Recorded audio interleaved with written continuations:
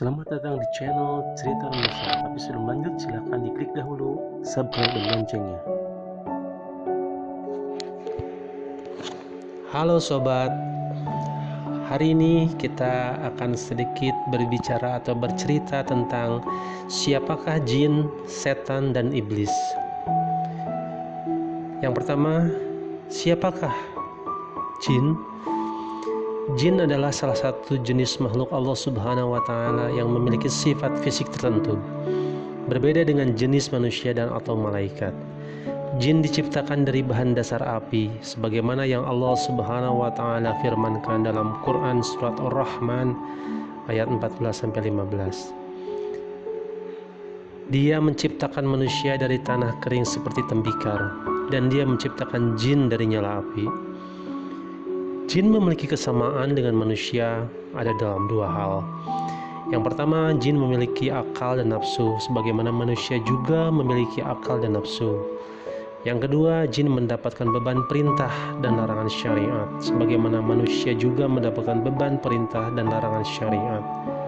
Oleh karena itu, ada jin yang muslim, ada jin yang kafir, ada jin yang baik dan ada jin yang jahat, ada jin yang pintar masalah agama dan ada jin yang bodoh.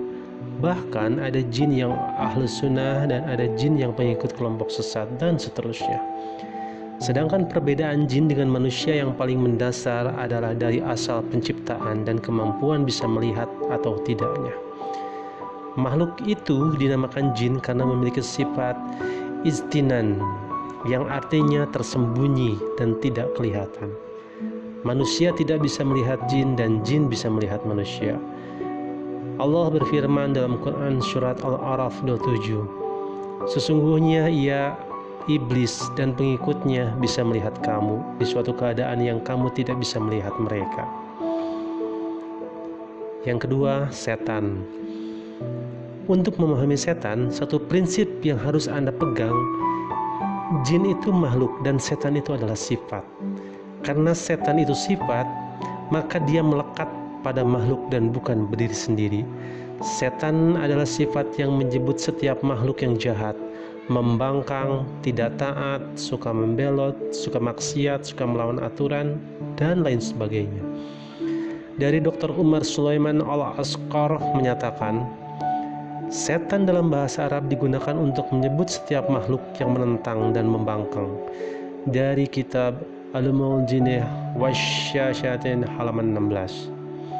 Dinamakan setan dari kata syutun, yang artinya jauh, karena setan dijauhkan dari rahmat Allah Subhanahu wa Ta'ala. Kembali pada keterangan sebelumnya, karena setan itu sifatnya, maka kata itu bisa melekat pada diri manusia dan jin.